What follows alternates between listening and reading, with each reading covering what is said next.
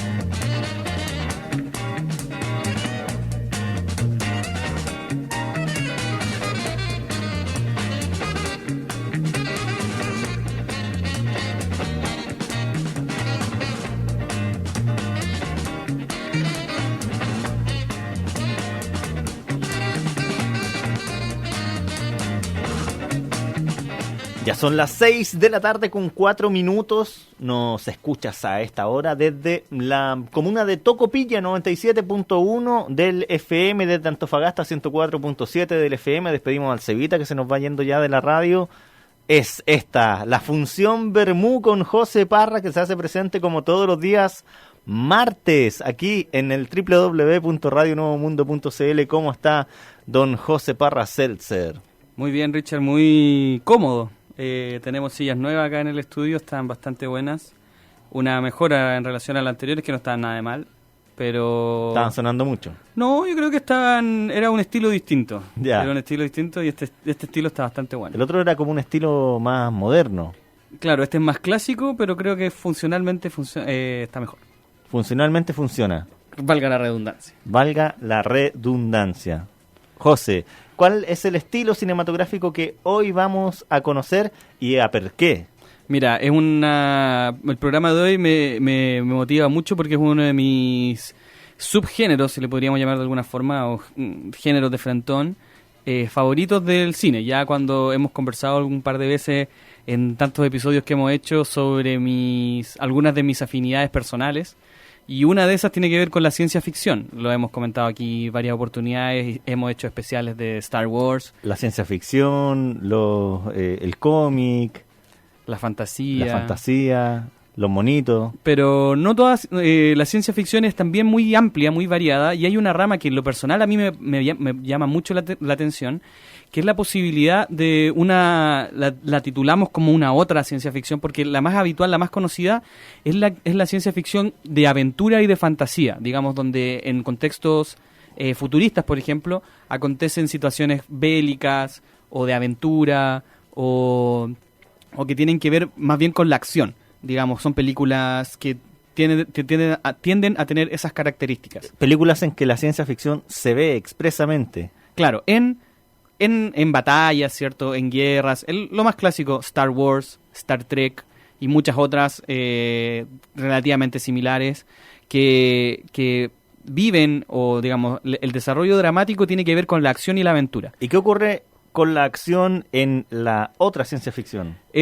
Los hilos narrativos están más bien vinculados a cuestiones más reflexivas que tienen que ver más sobre la condición humana, más un vuelco hacia qué le pasaría a los seres humanos en contextos, por ejemplo, futuristas, que es eso por sobre, digamos, batallas, peleas, acción y aventura. ¿Pero hay teoría desarrollada respecto hacia lo que podría ocurrir en el futuro? ¿Dónde se ve lo de la ciencia ficción? No, la ciencia ficción, si lo pudiéramos definir de alguna forma, tiene que ver, en esencia, por el desarrollo de una tecnología.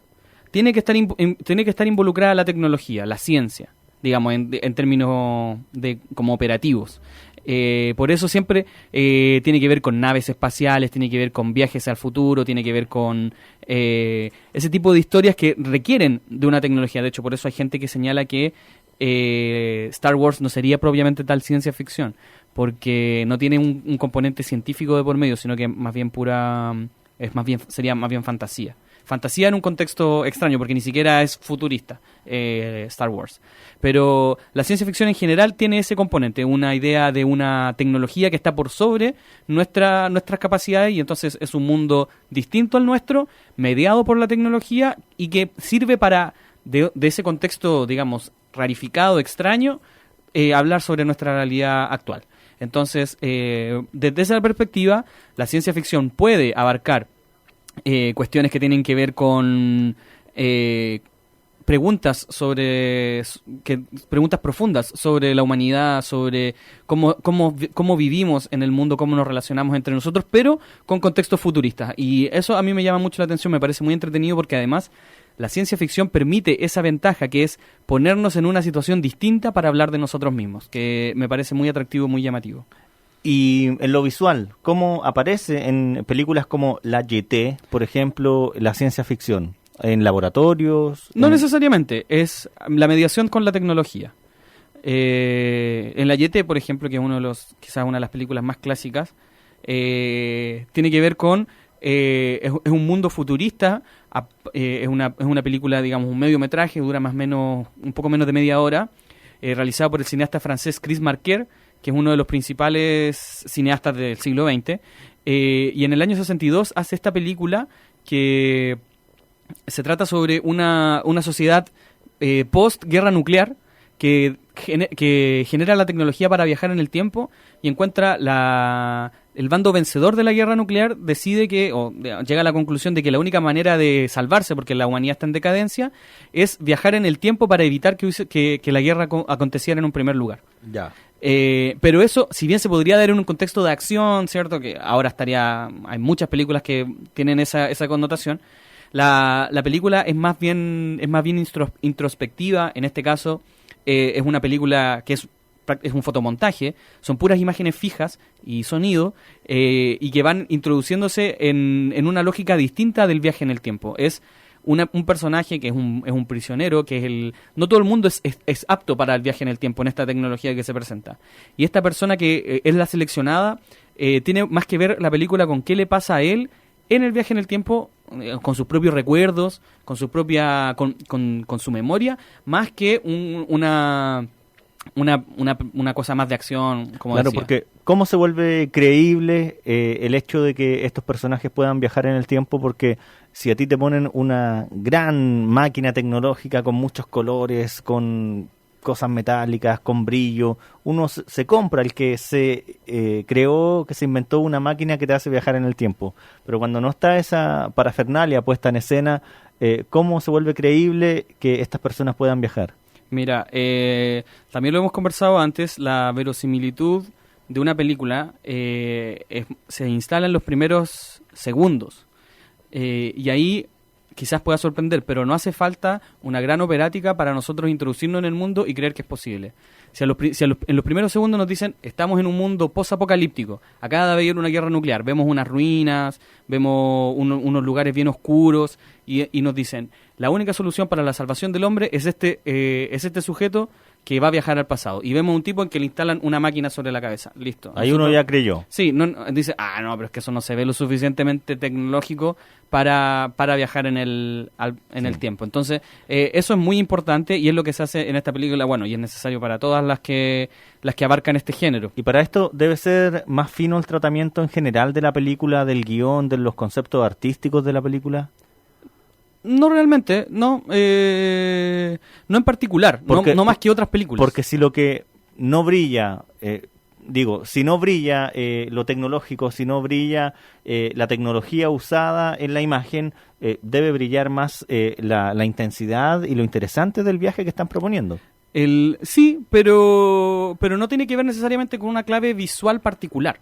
No es que al hecho de no contar con una súper desarrollada visualidad tecnológica, necesiten necesariamente complementarlo con con otros componentes. En el caso de la YT, que es quizás como un punto de partida, aunque uno podría remontarse a las películas de Georges Méliès a finales del siglo XIX, como el viaje a la luna, ¿cierto? Muchas las ilustraciones sobre los cuentos de Julio Verne, como desde allí en adelante es que estamos ante un fenómeno similar. La YT en la década del 60, una década muy importante para el cine, digamos, para el cine mundial, tiene el factor del dos lados. Por un lado, es que es en blanco y negro y es con una utilización muy productiva del claro-oscuro, de la iluminación, de las luces y las sombras. Es un tratamiento muy artístico de la imagen. Claro, y que está y el uso de la fotografía fija, que también es algo que uno podría pensar que no va a funcionar tanto, es muy productivo para el desarrollo de esta película en particular, este mediometraje de unos 20 y tantos minutos que probablemente no, al ser esta técnica que es medio un poco pesada, mucho más largo no podría haber sido, pero muy muy muy interesante esta pregunta de cómo es qué es lo que tiene que hacer un hombre cuando viaja al pasado con la intención de salvar a la humanidad, pero ese viaje al pasado no es físico, sino que es mental. ¿Cuál ha sido la relación, José, de Hollywood, de la gran industria con este tipo de cine? No muy prolífica, la verdad. No son muchas las películas de Hollywood que abarcan esto, principalmente porque, como sabemos, a Hollywood lo que más le interesa es el cine de acción, digamos, que las cosas pasen. Y muchas veces en este tipo de películas no pasan tantas cosas. Y son más importantes los contextos y las subtramas, los desarrollos dramáticos de los personajes. Vamos a revisar un par de ejemplos más, que si bien hay unos que son muy hollywoodenses, y de hecho vamos a hablar de uno en particular, no es lo que más se estila, porque precisamente es más preferible otro tipo de tratamiento del futuro. A ver, vamos con otra película entonces que a ti te parezca interesante. Bueno, hay una que me gustaría destacar, que es una de mis películas, la verdad es que me gusta mucho, casi está entre mis películas favoritas. Bueno, tenéis como 100 películas favoritas ya, pues, José. Bueno, es que así es la vida, pues, ¿qué le vamos a hacer? Si a uno le gusta el cine. Vamos a tener pues que hacer otro ranking. Sí, bueno, ese quedó inconcluso, ya lo vamos a terminar. Es una película que se llama Otra Tierra. ¿Ya? Another Earth. Es una película independiente. Digamos, eso quiere decir que no está distribuida por las grandes compañías hollywoodenses, y se trata de que en un contexto, digamos, similar al de nosotros, no mucho más adelante en el tiempo, aparece de improviso otra tierra, una segunda tierra igual a la de nosotros. Simplemente aparece en el cielo. Y no hay una explicación, como que aparece el planeta. Otro planeta Tierra. Y uno lo ve. Lo ve, así como ve la luna, ve la Tierra, una segunda Tierra. Y entonces la película comienza con el contacto que se establece entre Tierra A, que es donde estamos, digamos, donde estamos nosotros, y Tierra B. Y se dan cuenta que las mismas personas que vivimos en este planeta están viviendo en ese segundo planeta, y es un fenómeno que por lo menos al principio de la película no tiene explicación. O sea, es como que en el otro planeta que de repente aparece acá arriba de San Pablo 271, están haciendo otro todo por la tarde. Claro, y entonces nosotros hacemos llamados por teléfono, ahí Camila nos ayuda, agarra el teléfono, Alejandro da el pase y ya estamos hablando con nosotros mismos del otro planeta. Y lo que pasa es que la película, ese es el contexto, pero la película se centra en la personaje principal, la protagonista, que ella al principio de la película viene saliendo como de la correccional porque causó un accidente de tránsito manejando borracha. Y entonces la pregunta de la película en este contexto es: si tú tienes un segundo yo en esta otra tierra, ¿esa persona habría tomado las mismas decisiones que tú? ¿Habría cometido los mismos errores? Esa es la pregunta que se porque plantea. Porque esta otra persona, que es uno mismo en otro planeta, ¿tiene la misma vida de uno o allá pasan otras cosas? No sabemos. Lo único que sabemos es que apareció y que nos contactamos por señales de radio. Eso es todo lo que se sabe. Y que existe también allá, digamos, y se genera la posibilidad de un contacto. Y entonces se hace como un concurso, una especie como para seleccionar a una persona a una serie de personas que pueden viajar, que van a hacer el viaje hacia esa otra tierra y viceversa. Y entonces la protagonista está, digamos, como en esa disyuntiva en si participar de este concurso, porque realmente ella como que le causa la pregunta si su otro yo se habrá mandado los mismos condoros que ella, al final de cuentas. Porque Y entonces eso le hace repensar su vida y quién es en este contexto que ella, como decía, viene saliendo de haber causado como del reformatorio. Es una niña joven que causó un accidente de tránsito con causas fatales. Entonces el contexto de ciencia ficción vemos un contexto no natural, sino que ficticio absolutamente, y desarrollado por esta cuestión, digamos, espacial, genera una pregunta por la raza humana en sí. José, encuentro verdaderamente increíble en todos nuestros capítulos de La Función Bermú. Esta es una de las imágenes que más me ha conmovido por la capacidad que tiene de provocar cosas la creación cinematográfica. O sea, ¿cómo será que uno salga hoy día en la tarde, 9 de la noche aquí en Santiago, y se encuentra al lado de la Luna con un planeta Tierra? O sea, uno dice, primero queda estremecido, impactado, choqueado, y cuando te vas dando cuenta que es un planeta igual al de uno, o sea, está provocado el efecto que se busca lograr en el espectador de una forma brutal. Exactamente, y es muy, muy entretenido como se da, porque es una película como que ilumina perfecto lo que me gustaría retratar. Es este tipo de cine que no necesita realmente de las balas ni de los cañones para encantar en un contexto de ciencia ficción. O sea, es un cine muy inteligente, muy fino, ¿no? Claro, y bueno, evidentemente requiere de guiones muy estructurados y de ideas muy originales. Sí. Y si hubiera otro factor, las ideas que son tan originales necesitan de ser capaces de no perder al espectador. Por eso es relativamente fácil. Y entonces necesitan de giros muy imprevistos en la trama, porque como la ciencia ficción, al final de cuentas, permite jugar a presentarse ante lo desconocido. Es precisamente lo que podemos hacer cuando decimos hay otro planeta igual que nosotros, está sucediendo algo que realmente no comprendemos. Y entonces, en ese contexto de enfrentarse a lo desconocido, es muy fácil para el guión, digamos, muy delicado para el guión entre la información que entrega y la que oculta, perder al espectador. Y entonces se necesita mucha habilidad para, en esa ambigüedad, ¿qué va a pasar con esa otra tierra? No defraudar al espectador. Sí. Porque se nos pueden ocurrir muchos finales en esta historia que estamos planteando, el de otra tierra, que no sean tan interesantes, pero no es lo que pasa en este caso. Así que muy, muy recomendada esta película. Se va a encontrar, yo creo, en cualquier parte, por ahí por Cuneta y esos lados, que es realmente una película muy interesante. Porque la idea siempre es sorprender, ¿no? Claro. Creo que estoy entendiendo más o menos la clave de este cine, de otra ciencia ficción, que no es la tradicional ciencia ficción, José, y no sé si me apruebas el concepto que quiero definir para este tipo de procesos a los que uno se enfrenta cuando ve una película de ciencia ficción, de procesos reflexivos. ¿Es una reflexión más pausada? ¿Son películas más pausadas? En general son películas más lentas, sí. Ya. Más pausadas porque requieren de esa pausa para plantear ciertos temas. En general, no necesariamente, sí, no son películas fomes de entrada, porque las tramas son bien atrayentes, pero tampoco son películas tan movidas. Y de hecho puede suceder que nos parezcan películas un poco lentas de repente. Pero sí necesitan darse ese tiempo que las películas de acción no pueden. En una película de acción tú necesitas la rapidez, necesitas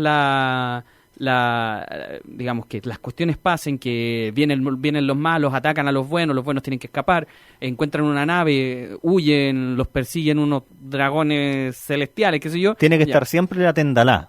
Tiene que estar la tendalá, y solamente en algunos momentos de pausa, que es lo que necesita para dar un respiro. Aquí más bien es lo opuesto. Son largos momentos, más bien pausados, y algunos pocos que son más acelerados, que son generalmente donde suceden los grandes hitos de la película, los giros narrativos más importantes. Y esta necesidad de originalidad provoca que sean pocas las películas de este género. Yo creo que un poco sí. Es más fácil otro camino, es más sencillo, definitivamente. Pero yo creo que al final de cuentas otorga menos rendimientos. Hay mucha película de ciencia ficción, digamos, del otro tipo, del más conocido.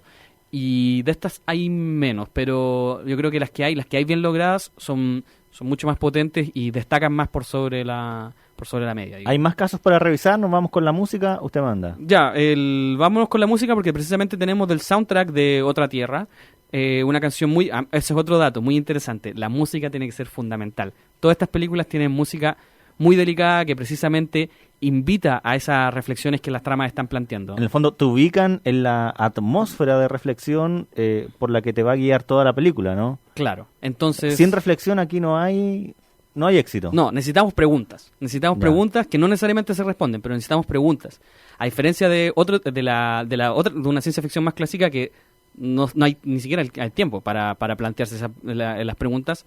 Acá es lo que principalmente hacen las películas. Entonces, para plantearlo, qué mejor que con una música que invite a esa reflexión. Así que tenemos música del soundtrack de Otra Tierra y después podemos ir revisando otros casos. Entonces, para nuestros auditores, auditoras que nos están escuchando, imagínense en este preciso momento que esta noche va a aparecer otro planeta Tierra arriba de su casa. Y en ese planeta Tierra va a estar usted misma viviendo. Pregúntese con esta música si es que ese usted mismo en el otro planeta cometió la misma embarrada que usted cometió el día de hoy.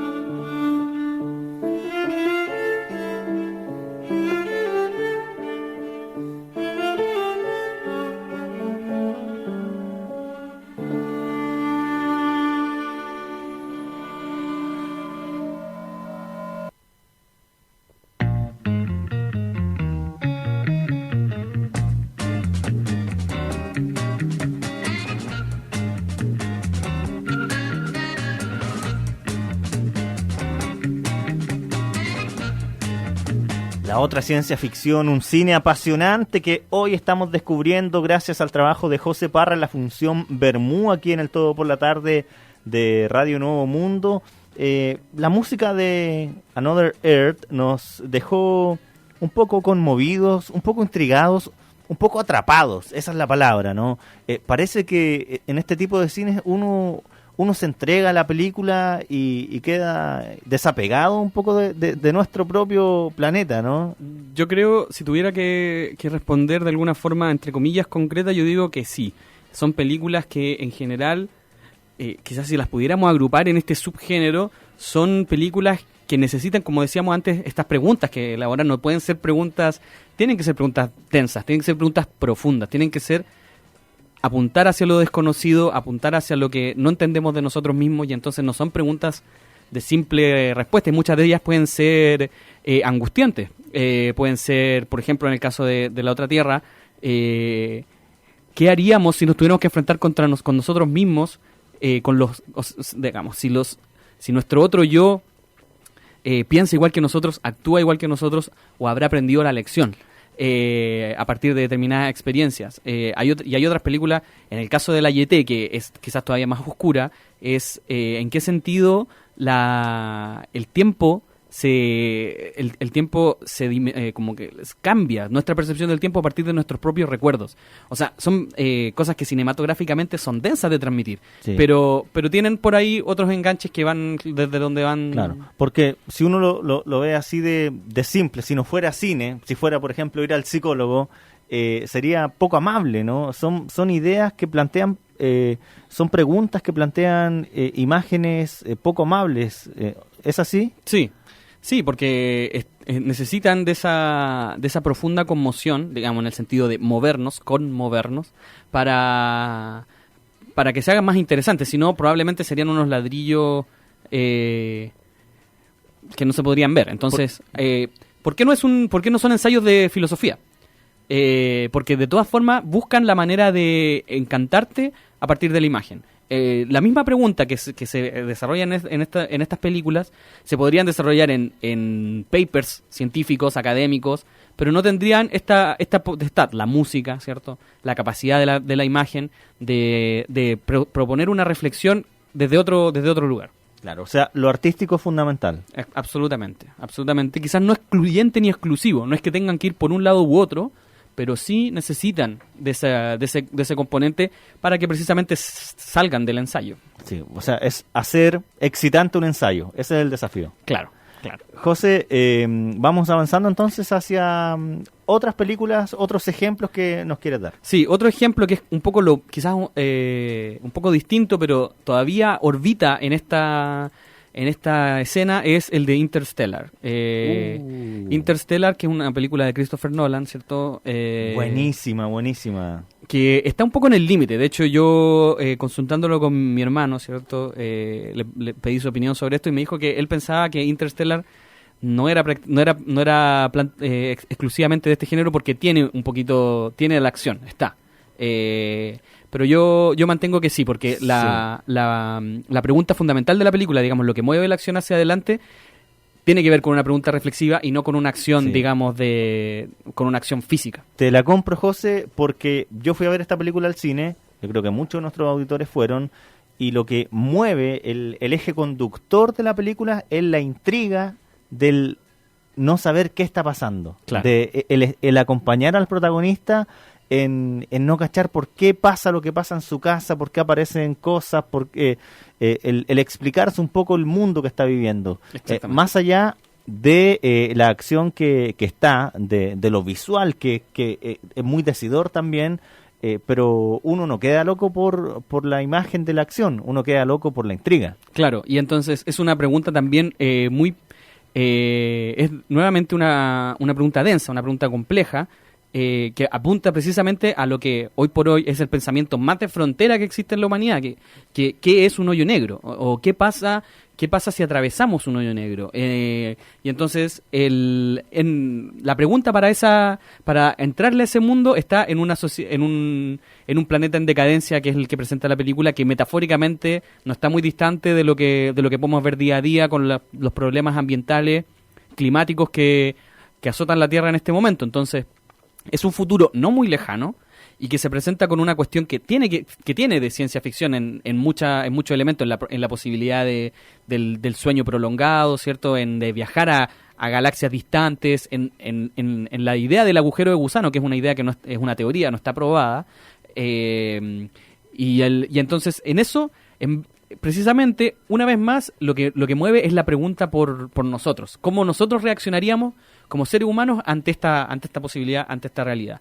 Pero se hace a través del contexto del viaje, en este caso interestelar, porque una temática similar podría tratarse como un drama exclusivamente terrestre, digamos, no salir, pero al salir, digamos, al enfrentar a los personajes en este absoluto descampado, es que se levantan las preguntas sobre nuestra realidad en cierta medida actual. Contemos un poquitito el argumento de esta película, José, tal como lo contamos con las otras, y contemos también a eso que me refería yo, lo que pasa en esta casa, en donde ciertos personajes se encuentran con cuestiones anómalas que no pueden explicar. Claro, la película se trata sobre que en un estado de decadencia tecnológica en Estados Unidos, bueno, en el mundo entero, y de muchos problemas en términos del polvo, hay como una degeneración ecológica, las familias se ven obligadas a vivir de la agricultura, pero de una agricultura que está cada vez más en decadencia. Y el personaje principal, que está protagonizado por Matthew McConaughey justo después de ganar el Oscar, es un ex piloto de la NASA, y digamos, con su hija en su casa empiezan a suceder unas anomalías, anomalías gravitacionales, así les llaman en la película, que los guían de alguna forma un poco extraña, donde no se puede entender mucho, a el último bastión de la NASA en Estados Unidos, que es el desarrollo de una nave espacial que permitiría viajar a un grupo de tripulantes a buscar otro planeta que pudiera albergar a la raza humana, ya que se señala que en el que estamos viviendo ya se desechó, ya está terminal, no le queda mucho tiempo de vida, y para la sobrevivencia de la especie necesitamos encontrar un segundo planeta habitable, y esa es la misión en la que se enfrentan el personaje principal, dejando atrás su familia, su hija, que es el principal vínculo que tiene, y viajando a una galaxia distante con la misión de encontrar un planeta habitable. ¿El viaje es crucial en este género, subgénero? ¿En todas las películas debe haber un viaje, ya sea en el tiempo o hacia otras dimensiones? Yo creo que sí. Sabemos, toda película es un viaje, el personaje va de un punto A a un punto B, pero claro, la idea de la travesía es muy importante para la ciencia ficción en general. Y para estas películas es muy importante porque permite esa lógica de ir descubriéndose mediante el viaje. Entonces, al ser una película de Christopher Nolan, tiene esta condición como de ser, entre comillas, de autor dentro de Hollywood, que lo que le da es ciertas características particulares, a la vez que mucho presupuesto para hacer cosas muy grandes, que probablemente los más puristas dirían que no es cine de autor, pero el hecho es que es una película que no escatima en gastos y tiene unos recursos visuales pero impresionantes, y tiene eso que tú decías al inicio, que a mí lo que más me impactó de la película, que es que cuando uno la empieza a ver realmente no tiene idea hacia dónde va a ir, y uno está tan perdido como los astronautas ahí en la mitad de la galaxia. O sea, y cuando se te devela la verdad, uno queda infinitamente sorprendido. Entonces se repite lo que mencionábamos antes, que son guiones que necesitan darte estos giros que realmente te sacudan al ver la película, que no puede ser algo predecible. Sí. Y hay una cuestión científica también detrás, ¿no? Claro. Más o menos teórica, investigada sobre lo que sí significan las fuerzas gravitacionales. Claro. Igual hay varias, se ha hecho mucho porque es una película muy famosa, muy exitosa. Y muchos científicos han señalado los errores, digamos, en términos de lo que ha avanzado la astrofísica hasta ahora, de cosas que no serían tan así.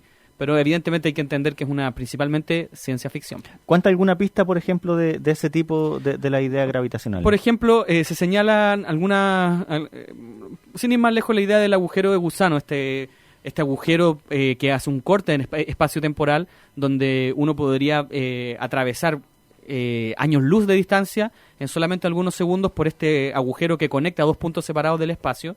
Es una teoría que hace mucho tiempo existe, pero que está más bien descartada y que se ha probado como que no puede existir. Entonces, la película se basa de esa teoría y dice, bueno, esa es la principal herramienta para que esta nave que recién saliendo de la Tierra pueda viajar a una galaxia distante, es a través de un agujero de gusano. Y ahí, los más catetes dicen, oye, espérate, los agujeros de gusano no existen, hay que tener cuidado. Y así también con el mismo tratamiento de lo que implica un agujero negro, que es hacia dónde llegan ellos.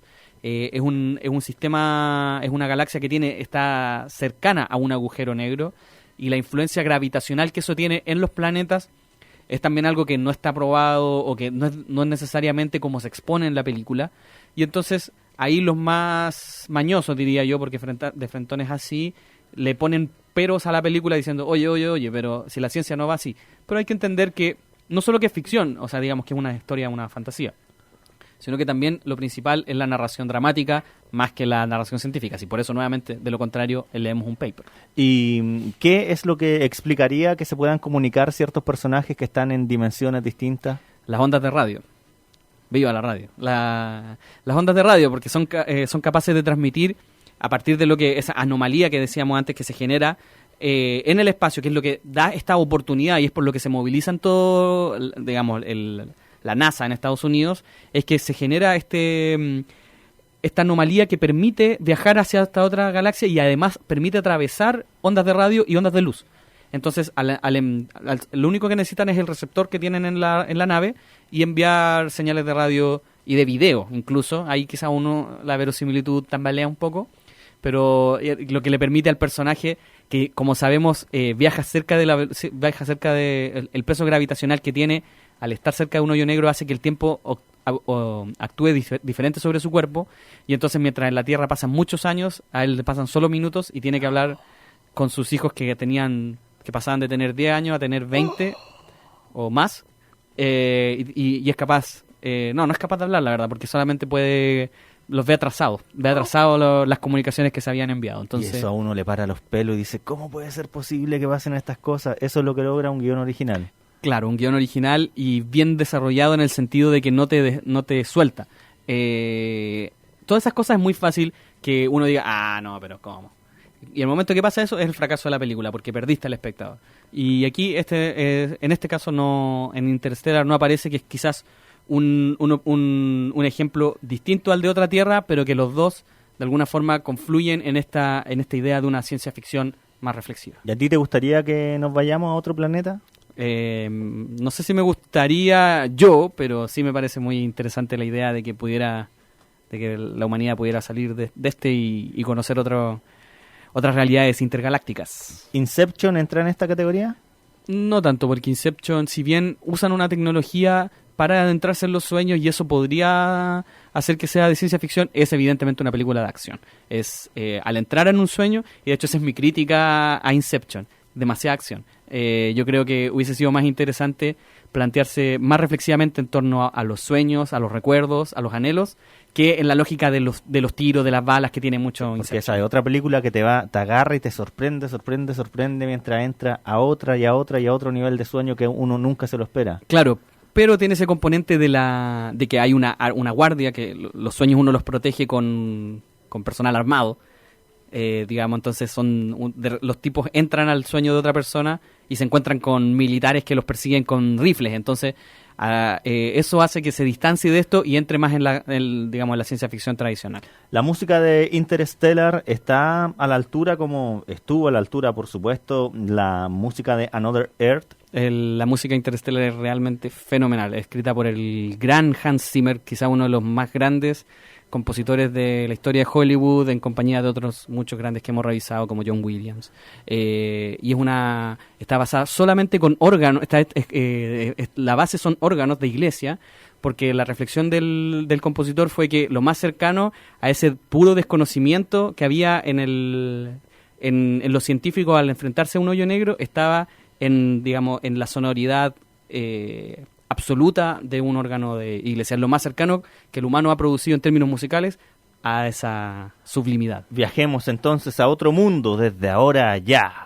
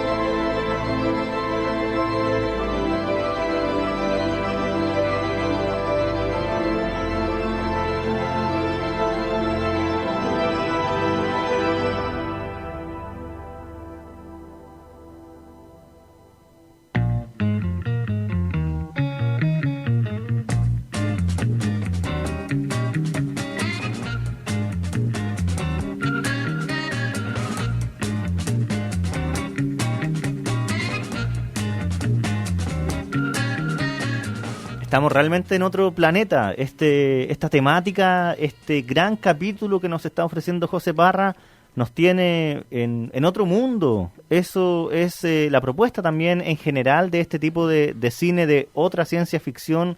José, bueno, si uno se pega un fin de semana completo de otra ciencia ficción, queda absolutamente loco. Queda un poquito disparado, yo creo, así, preguntándose por la naturaleza de la existencia y qué hacemos parados aquí en este pedazo de tierra. Hay que verlas cada cierto tiempo, entonces. Quizás un poco, a menos que uno se sienta como con la capacidad de absorberlo. No, pero son películas, si bien pueden ser películas un poco angustiantes a rato, en general tienden a, por lo menos lo que me pasa a mí es que terminan estas películas y uno queda como un poco lona, pero bien, no queda así como deprimido. Más que angustiantes, son como deslumbrantes, como que te abren algo en el cerebro, ¿no? Claro, claro. Y, o sea, el éxito de la película es que logre eso. Evidentemente no va a ser así para todos, no todos tenemos los mismos gustos, pero yo creo que sí, que te permiten mirar tu propia realidad con un poquito más desde otro lado, desde otra perspectiva. ¿Qué pasa con La Llegada? La Llegada es una película que ya lleva casi 2 semanas en cines y ha sido realmente una revelación internacional. Muchos dicen que es el estreno del año, lo que sería para una película de ciencia ficción muy notable, al nivel de... No, Interstellar tampoco no le fue tan bien. Pero es una película que se trata sobre que un día simplemente llegan unos marcianos, o digamos unos extraterrestres en unas naves gigantes. Un día X llegan extraterrestres a la Tierra. Sí, en unas naves gigantes y llegan 12 naves repartidas por todo el mundo. Hay una, evidentemente, en Estados Unidos, porque cómo no. Hay una ahí, hay una en Inglaterra, en China. ¿En Chile no? No, creo como que la más cercana... Hay una en Venezuela. Ya. Hay una en Venezuela, hay una en la India, en Australia. Y hay 12 repartidas en todo el mundo, al parecer sin ninguna coherencia aparente. Evidentemente, todo el mundo piensa que lo primero es que son hostiles. Pero lo que es muy interesante de la película, lo que la destaca de todas las otras películas de invasión de extraterrestres que llegan a la Tierra, es que lo primero que intentan hacer es establecer la comunicación. Ya. Y entonces lo clave aquí es la idea de la comunicación. Y la protagonista es una doctora en lingüística, experta en muchos idiomas, a la que le piden que por favor, a partir de sus conocimientos de cómo se comunican las distintas razas, la raza humana en sus distintas formas, que intente de establecer comunicación con los extraterrestres y qué quieren. Porque parte de la película, y evidentemente no vienen con una sensación de destrucción, porque simplemente las naves están ahí y se abren y permiten entrar a los humanos.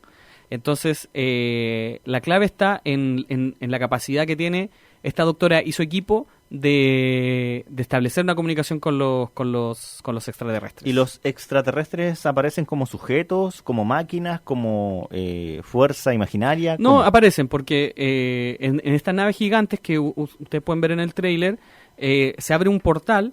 Y a partir de eso llega a una cámara que está dividida como por un vidrio. Y a un lado del vidrio están los extraterrestres, se ven, son unos seres, digamos. ¿Ya? ¿Cómo son como los típicos ovnis? No, son como una especie de calamar, si es que quizás lo podríamos decir de alguna forma. ¿Ya? Son como unos calamares, algo así como con varias patas y el cuerpo hacia arriba. Y se ven 2. Como los de los Simpsons. Más o menos como los de los Simpsons, sí. Pero más levantados, no tan como pulpo. Ya. Sino que más como una jirafa mezclada con un calamar, más o menos. ¿Ya? Algo así. Y entonces la película se trata precisamente de eso, y que el desarrollo narrativo está en lo que para la doctora es muy apasionante, que es la capacidad de descifrar el lenguaje de estos seres con las presiones mundiales que tienen los líderes de la ONU, digamos, agrupados en la ONU, que no saben qué hacer ante esto, si no saben si tratarlo como una amenaza o no. Entonces, la tendalada queda cuando los científicos descifran que están hablando de armas. ¿Ya? Los extraterrestres están hablando de armas. Y ahí queda la tendalada, porque lo único que saben es que, lo único que logran entender, porque establecen un método de comunicación mediante, que técnicamente tiene que tener un nombre, pero es mediante repetición. Es decir, se muestran a sí mismos y dicen nosotros somos humanos, a partir de grafía, digamos, de escritura. Y los extraterrestres producen también una grafía que los científicos deducen que es la grafía para significarse a ellos mismos. ¿Ya? Y así una serie de palabras, dicen, qué sé yo, caminar, andar, hablar, cualquier cosa. Así van desarrollando un vocabulario y por eso toma, digamos, un buen tiempo, está sintetizado eso en la película.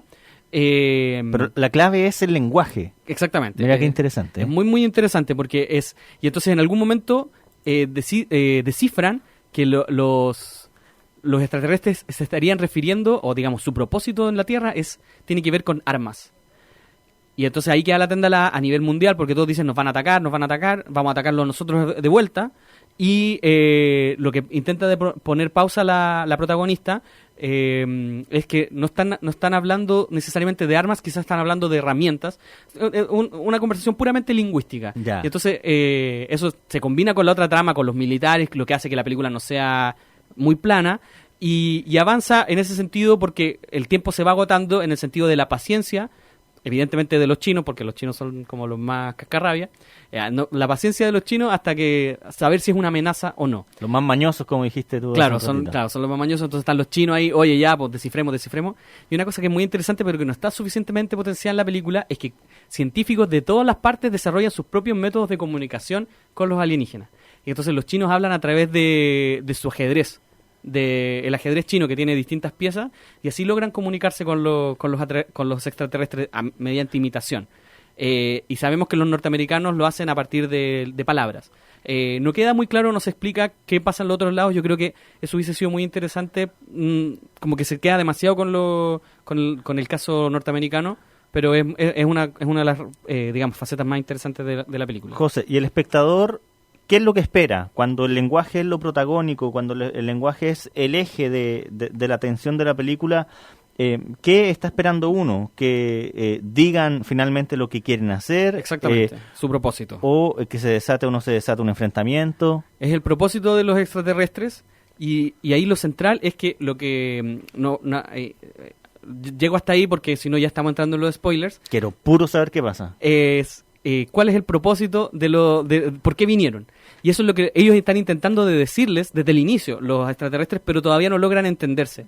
Entonces la importancia de la comunicación, es decir, que porque como tú sabes, en la lógica de emisor, mensaje, receptor, hay un problema, digamos, teoría de la comunicación, que es el ruido, que es que el receptor no necesariamente recibe lo que el emisor estaba proponiendo.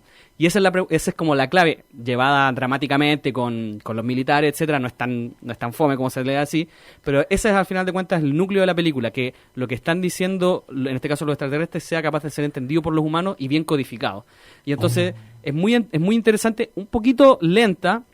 A mí en general me gustan las películas un poquito lentas, así que no me molestó, pero la gente con que fui a ver la película le pareció que era un poquito lenta, pero muy interesante, muy llamativa y tiene los elementos que mencionamos antes, que son como los factores fundamentales de este tipo de ciencia ficción. Uno queda arriba, queda loco, queda en medio de un shock. A mí, por lo menos a mí, yo quedé un poquito en shock, quizás ahí puede ser una cosa de apreciación, pero cómo se cruza la historia personal de esta doctora, de la doctora en lingüística, su propia historia personal, lo que sabemos de ella, su familia, cómo se cruza con el hecho de estar en contacto con los extraterrestres, es muy interesante.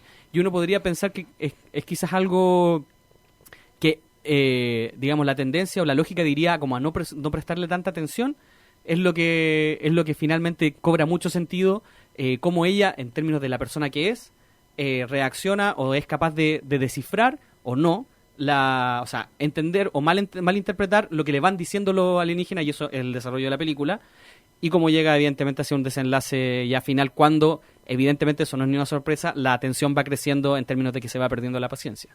Observo también, José, que la imagen también está muy cuidada, ¿no? Con un tono muy, muy original que recorre toda la película. Sí, visualmente es bien atractiva, quizás podría haber sido un poquito más jugada en términos visuales, la película es un poco oscura, y eso se siente, quizás podría molestar a más de uno, pero yo creo que es para establecer un contraste con la profunda luz que hay en el lugar del contacto con los alienígenas. Una luz blanca muy fuerte hace que el resto de la película quede un poco oscura.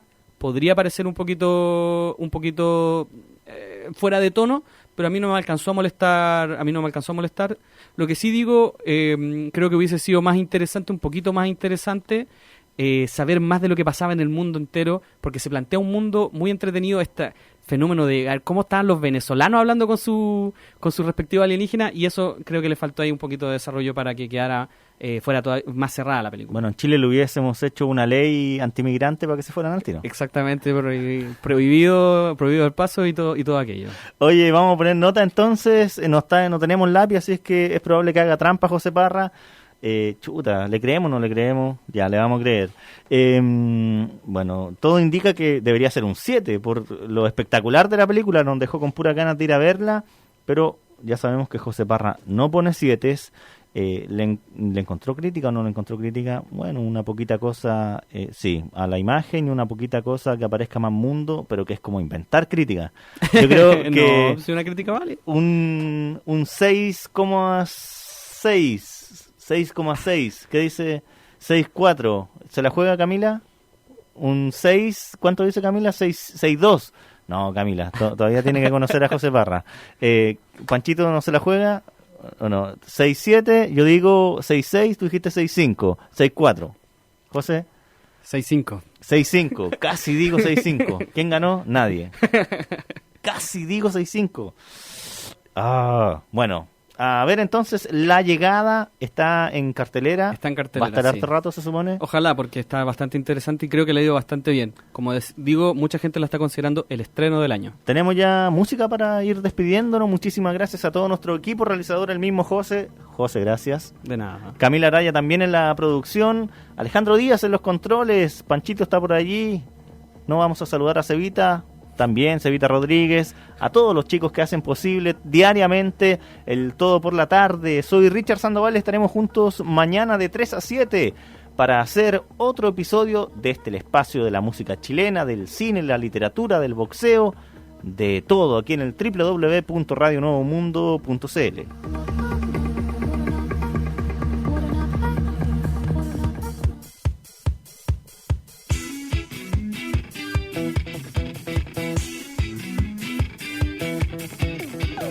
Esto fue Todo por la Tarde. ¿Te gustó?